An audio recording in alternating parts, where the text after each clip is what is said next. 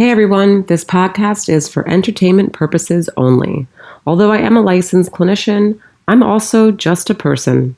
I love to be able to be in my real life and speak from that point. And that's where this podcast is coming from. So enjoy. Searching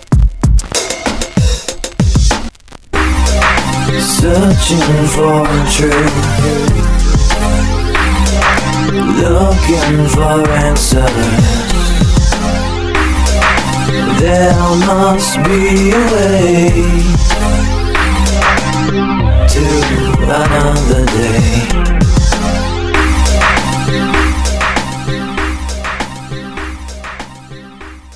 Hey everyone, it's Aaliyah. And Joe. Dude. Just let it go. Just let it go. So annoying.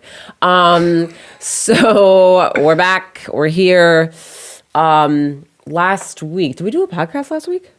Yes. Okay, cool. So Sorry. I got thrown off by the vacation, week yeah. and just the vacation and everything like that. I mean, we did both get haircuts, though. We both got haircuts. I don't know if you guys can Basically really... the same thing. So Hers is a little... it is the same thing. It is the same. Mine's a little more choppy and just kind of messy. Yeah. Which I was looking for. You got for. like this thing coming down. That's, Yeah. Looks Man, better than mine. That is so funny. Anyway, so today is going to be a little faster than usual, just because we didn't realize that we booked a lot of shit today. But really quick before we get into the nitty gritty stuff, we did see Jo Koy at Foxwoods. Fire. And that was the most brilliant, amazing fucking I've seen. We've seen Kevin Hart. We've seen Kevin Hart, who's amazing. We saw Andrew Schultz, who's also amazing and actually blew me away. I haven't seen like the greatest. Did you? Have you always been Seinfeld? Have you gone to live comedy shows before you met me? Yeah, I like comedy. So you used to do it. Yeah. Often. Okay, I love comedy. But Jo fucking Koy. And he puts out great energy. He's like a happy guy. Oh my god. And he does like really quality things. Oh my god. So I don't know how long it was originally supposed to be, but we ended up being a part of a 2-hour. It was over 2 hours. Yeah, an over 2-hour show. Okay, which he was telling us that he was going over, but he was like, "Fuck it, if you want to leave, leave." And so everyone basically stayed, and then it was comedy plus an old school R&B. Because he had a DJ. He had a DJ there who I guess is also a producer for some other well-known hip hop artists. But anyway, so then it was a concert and everyone's singing and Jo Koy sings because he has an amazing voice. He can sing. He can really sing. And I loved it. And then afterwards, Jo Koy was like, well, I'm going to be at the Shrine. And I was like, babe, what's the Shrine? And you were like, the Shrine is the club right there in the casino right across from us. And I was like, oh, we got to go to the Shrine.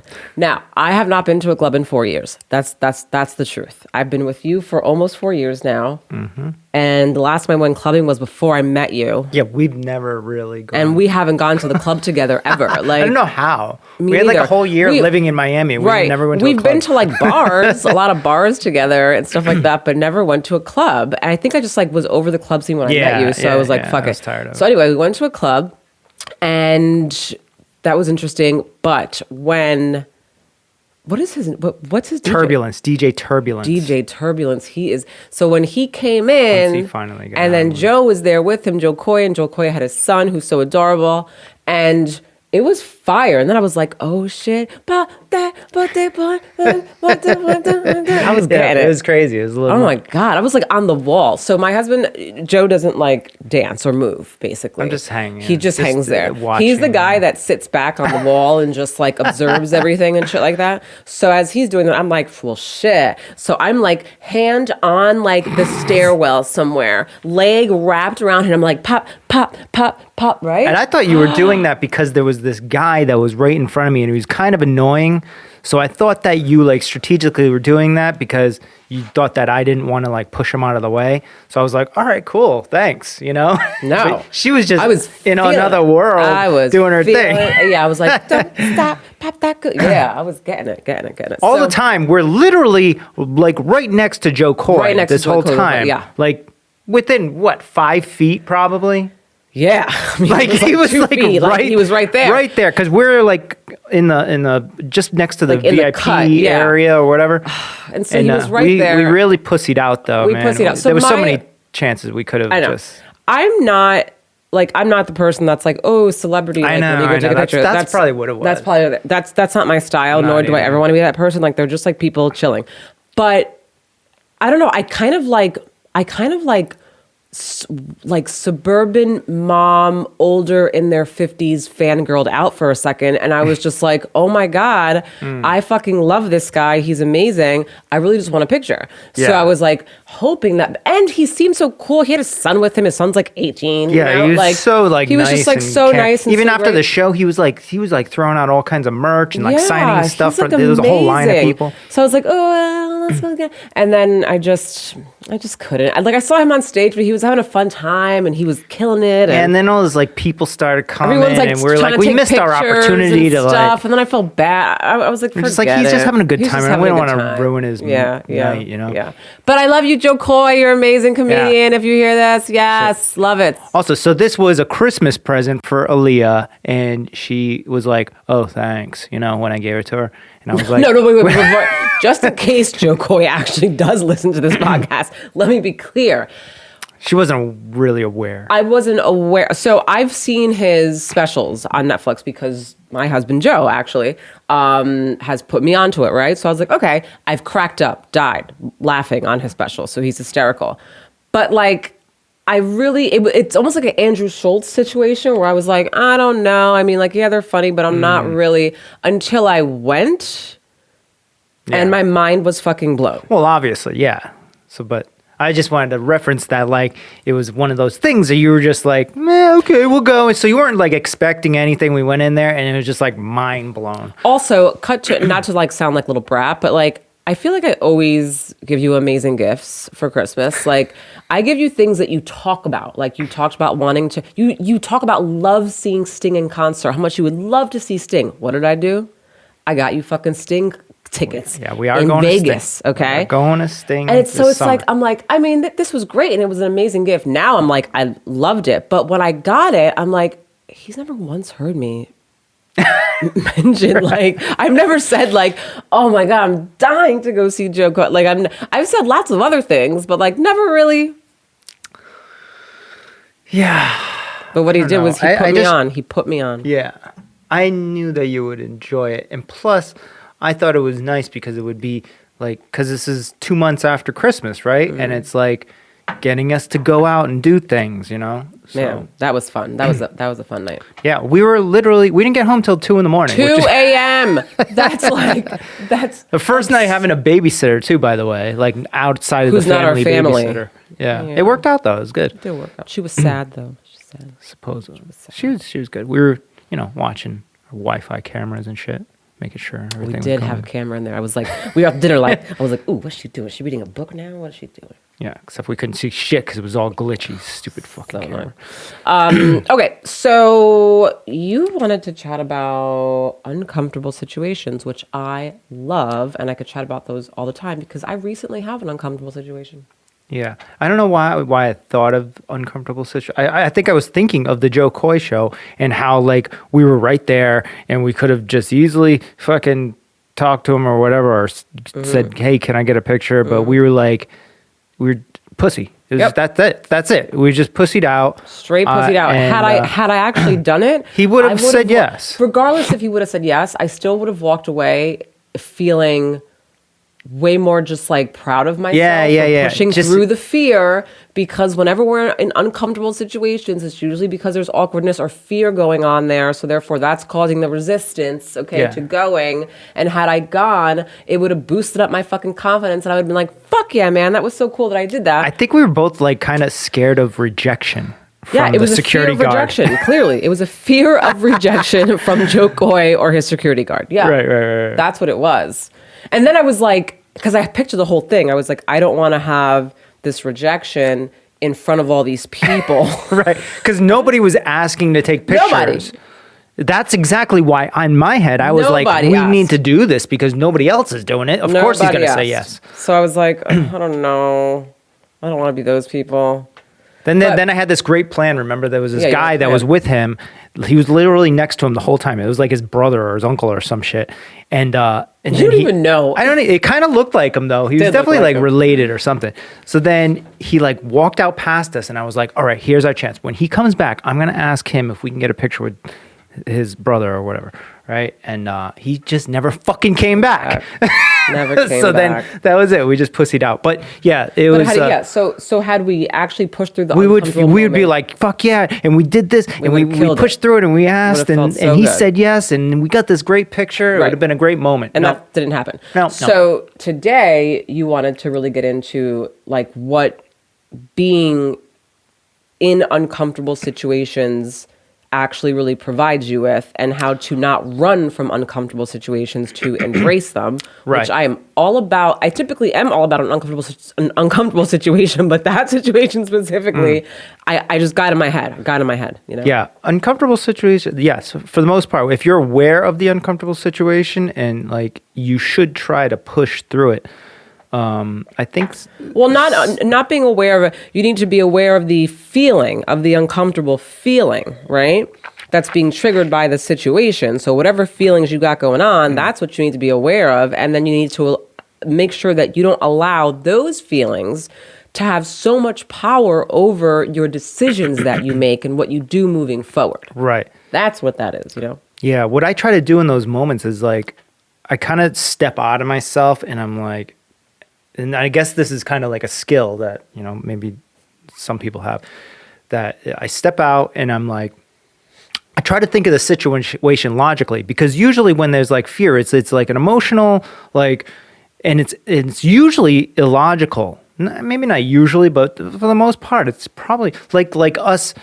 It's being irrational. scared about like asking, Getting who a cares? rejection. Who cares about if they say no? Yeah, It's the just a security fucking guard no. says no to Right. fucking a zillion people all day It's long. not a big He's deal. not going to remember Yeah. us tomorrow. It doesn't fucking matter. That's because right? fear's but like fear's typically coming from a very irrational place anyway. So, yeah. Yeah, so what I try to do is think about it logically, like what will really happen if I do this? Like the real reality of it. And most of the time it's like nothing, and nobody will remember it or care or anything, and it's all in your head, and it's that, you know, but also pushing through those things is what makes you a stronger person mentally.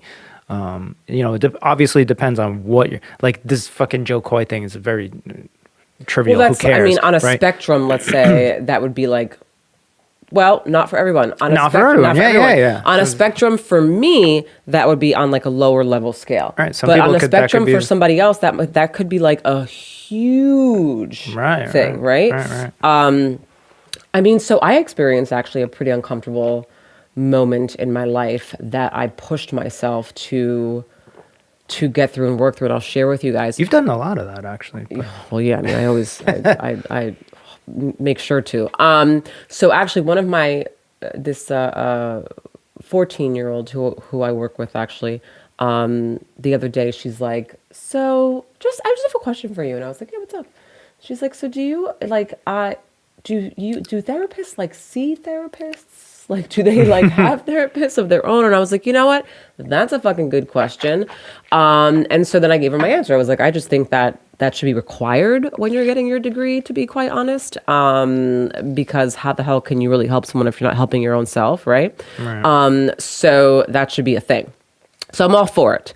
And so I told her actually about the situation recently, because we're talking about fear, about how throughout my whole life, you know, I've been working on issues with my mom, right? Since I was like 14 all the way, you know?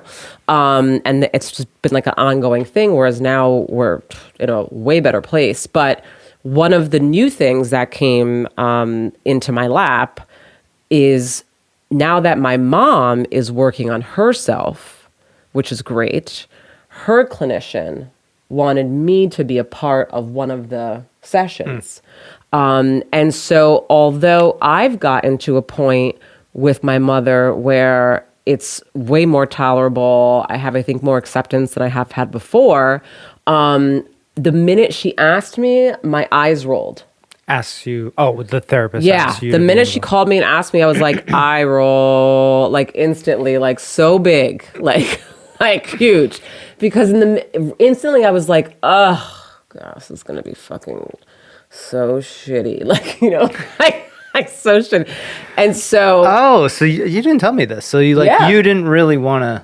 initially, no, fuck no. I was like, oh, this is gonna fucking suck so bad because Because it's something that you therapy's kn- not, but it's- therapy's not fun. I tell people that all the time. This shit's not fucking fun. Okay, like it's uncomfortable, and even though it's good to push through the feeling of uncomfort, it still sucks. You Right, know. right. So my initial So you knew that they were going to bring up things that you didn't really want to talk about. it wasn't so much that I didn't want to talk about things. It was I rolled because I knew that I was going to be sitting in a session where there was going to be lots of emotion coming from my mom, Oh, and yeah, that you don't like that. Yeah, that Yeah, irritates yeah. me. And so I was like, "Ugh, It's annoying. here we go, you know, like So anyway, so she asked me, and I was like, and actually I told her I was like, I just want to let you know that I just had this really big eye roll right now because it's really annoying to me, but you know, like I know that it needs to be done, so I'm going to do it. Absolutely.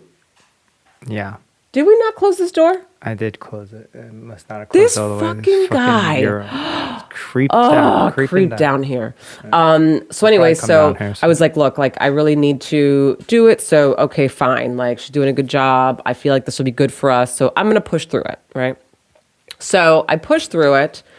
Leave him alone. He's because making eye contact with me through the crack. He's like, should I come down there?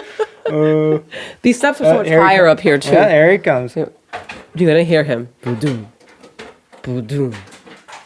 We have a horse. All right. Now he's going to Now, make his click way. clacky. Jesus. He hates being alone. Hates being. All right, come on, All buddy. right, sweet pea. All right. There you go. All right, sit down. So anyway, so cut to the session, and oh my god, it's never easy. It's never easy. Then there's like a Sit. tail. Sit. Oh my god. Oh, he's in the Yes. live. He's Look, never been in Euro. the live. Oh, now he's done. So anyway, so then I go and I got there. I sat down on the other side of on the opposite end of the therapist, right? Which is normally really not where I'm used to sitting, but I've been there, so I get it, you know? So I'm there and the therapist she's like, typical therapist question. She's like, so how are you feeling with being here, Leah? And I was like, She knows she's like fucking with you, right? I know. And she's 'Cause like a they're colleague of friends. mine, right? She's a colleague of mine. So I'm like, motherfucker. And I was like, I mean, I'm uncomfortable. Like, I feel awkward right now. I'm actually sweating a lot more because I've never been in this type of situation with my mom. So it's weird. So I definitely felt uncomfortable. I felt my body language was definitely more tense in the beginning too. I was sitting there, but I was like, I don't know. Do you have your arms crossed? No, I tried very hard to have like open body because I know all these things. So I was like, I'm not going to be. So, I had open body language, but I could tell that my body was just kind of stiff until towards the end, like towards the middle end. And then I like relaxed a little bit more and stuff like that. But I got to tell you, mind-blowing session for me. I hope it was for my mom, but for me, I learned so much, got so much out of it. It was amazing. And I'm so glad I did it. And it literally just gave me so much more, like just in my life, just about me and just about just so many things. It was great. Yeah, so it was What, dude? fucking guy. Over here. Lay down. Right So now. ultimately what you're saying, down. don't let him lean against there, No, though. oh, that's right. Jesus. Oh, my God. He's so annoying. He's going to break this whole studio. Yeah, we need a pause. Euro, lay down. He's going to lean up on the table. It's going to... Okay. Euro. Yo, see? He's too big, you guys. He's like Fucking up the whole 110 studio. He's 110 pounds. Euro, Euro. go. Thank you. Out. Out. Lay over there. I'm sorry that you guys are having to hear me yell at him, but He's going to come back. you have to yell at him. He's so stubborn. Oh my God. Just stay there. I wish you could see. I know. I wish. Okay. All right. So basically, then it sounds like at the end of it, you were glad that you got over that hurdle, and I mean, and you're I'm proud I'm, of yourself. I'm always glad to do things that make me feel uncomfortable. I'm always glad to do them. Again, initially, I'm like, fuck, like, I'm not really like, this sucks. This is going to be so fucking annoying.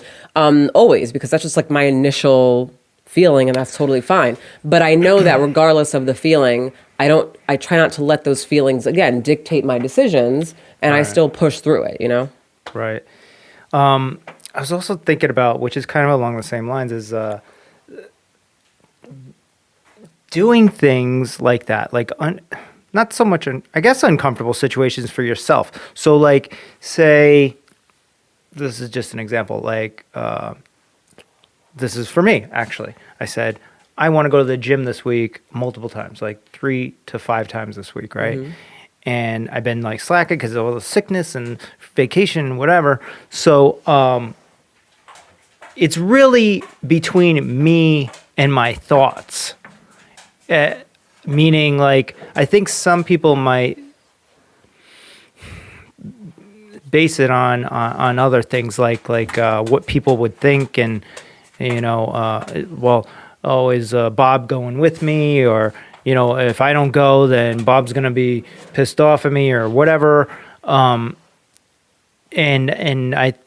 I try to just make it more about me. Like, am I going to be disappointed in myself? Am I going to be disappointed in myself? Well, then I better fucking go then, and because it's you're the one that has to sit with it. Did you go? Did you do what you say you were going to do? Did you do that hard thing that you didn't want to do, but where it's going to get you if you go do that? Like, so what I'm getting at is more like mentally pushing yourself to do the things that you don't want to do, the hard things, but not for anybody. You can't do it for anybody else but yourself. And in some situations, in most situations, nobody will ever know or care, right? So you can either do it or not do it, but you're only limiting yourself by not pushing yourself. Does that make sense? Of course. Yeah. So I just want to put that out there, because I don't know, maybe people don't think about that. They just think about. I know a lot of my family members would maybe show up to an event or do something in support of another family member, but it's all about like just like the other person. It's like, oh, what they would think, and if I don't show up, then they're gonna think I'm an asshole. So we gotta go and just show our faces. Like, why don't you just think about like what is the event first? I mean, this is all like hypothetical shit or whatever. I'm just come off the top of the head, but like, is it going to be beneficial for me? Will I learn something? I probably will. Blah blah blah. If I should just go for myself or whatever. Yeah, but I gotta tell you something. All over the place. I feel like it doesn't necessarily always have to be that mindset going into it in order to get something out of it. If that's no, it doesn't have to be. I think that. Do you think that that's like the core of it, the source? Like, at the end of the day, nobody gives a fuck but you. No, of course. But my thing is like, whatever, I don't know, like, there are some people, that is, everyone works differently, right? And so everyone thinks differently, everyone's different. So for me, I'm like, look, if that's what initially got you there, then fuck it, cool, but where I'm coming from is just make sure that when you go into these situations, although your thought may be like, all right, I'm going for, let's say, like in my therapy situation, I'm going to do it for like my mom. Which actually, to be quite honest, that was my initial fucking thought, because I didn't really want to do it, so I was kind of like, all right, I mean, like, and then I was like, well, I mean, I'm also a clinician. I'd be a fucking hypocrite if I said no. So it's like, obviously, I have to say yes. Like, there is no, like, no, But after, but although I had those thoughts and those feelings, I still kept an open mind and still was like, knew that I would get something, like, it wasn't like, so I feel like there does have to be some openness, because if you walk into the situation completely like, I'm doing it for somebody else and fuck what and I don't want to be here, it's just for right, then you're going to be completely closed off to really even receive anything that you can possibly get. You're actually doing a disservice in that situation. Well, yeah, like if you just went just for your mom the whole time and that's the way you went in there. Right.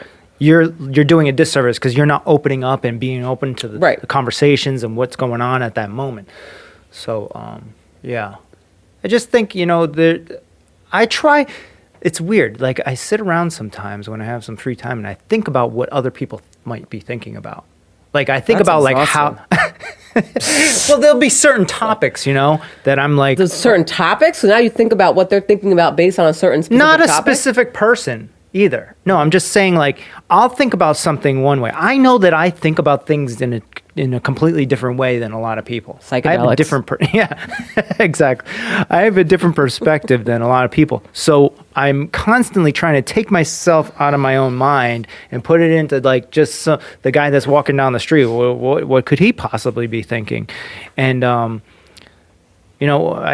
feel as though there's people, and I know a lot of people that would do something like just like show up to something more based on out of guilt or obligation or whatever, as opposed to being open-minded and learning something from the situation. Right.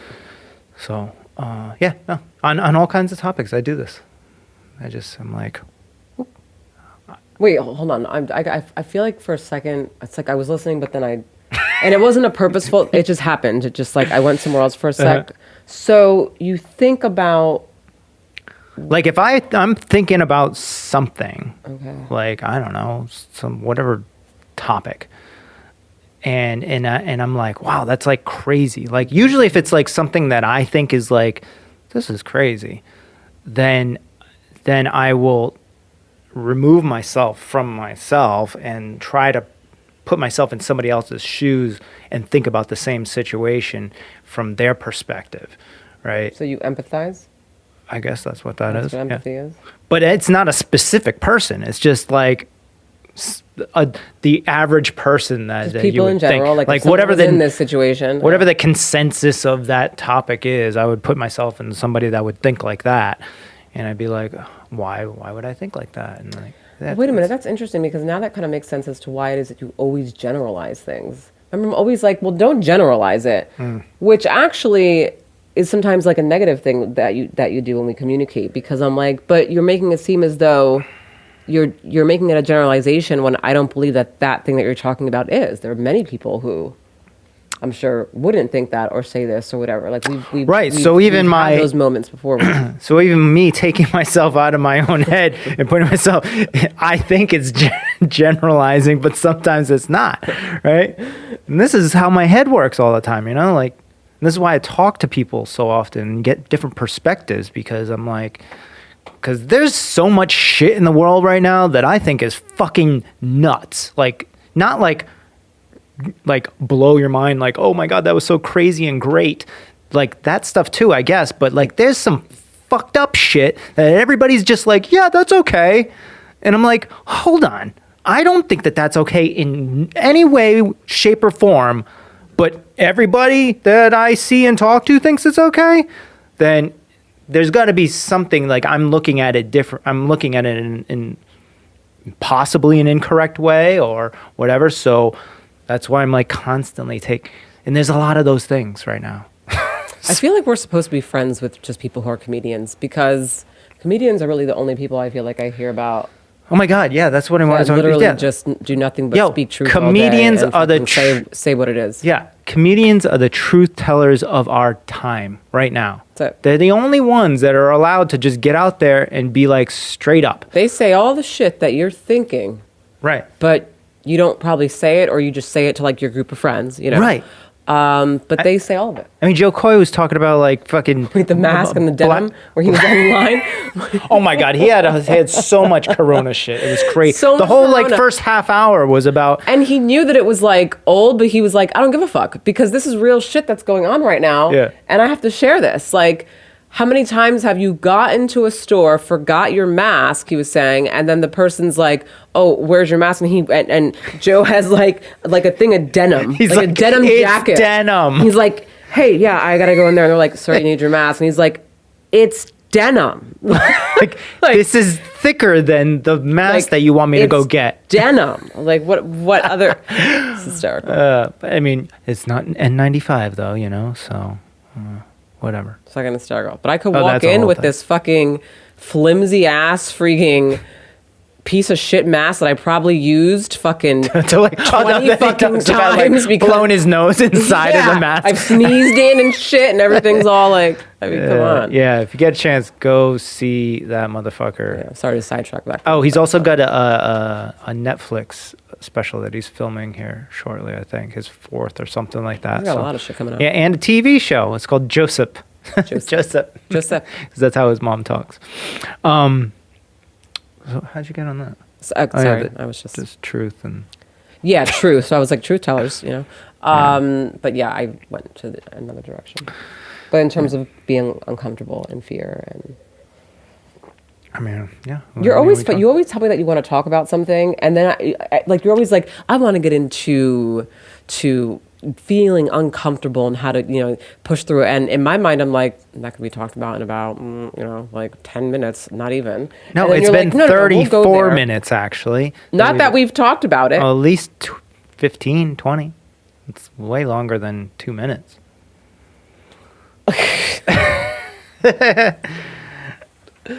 I mean, I don't know. There's a lot of things that we could sit here and talk about all kinds of examples of like pushing through mental fear or uncomfortable situations. Actually, sorry to cut you off.